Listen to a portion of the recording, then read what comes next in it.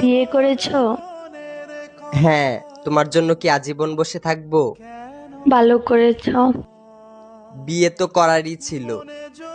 একটা ছবি দিতে পারো? কিসের ছবি?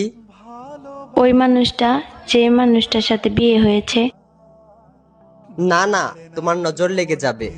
না না না, আমি নজর লাগাবো না, একবার দেখেই ডিলিট করে দিব। না, আমার তোমার উপর ভরসা নেই। আমি ওর উপর কারো নজর লাগতে দেই না। তোমাকে আমার কসম, যদি আমাকে কোনোদিন ভালোবেসে থাকো তাহলে তার ছবি দাও।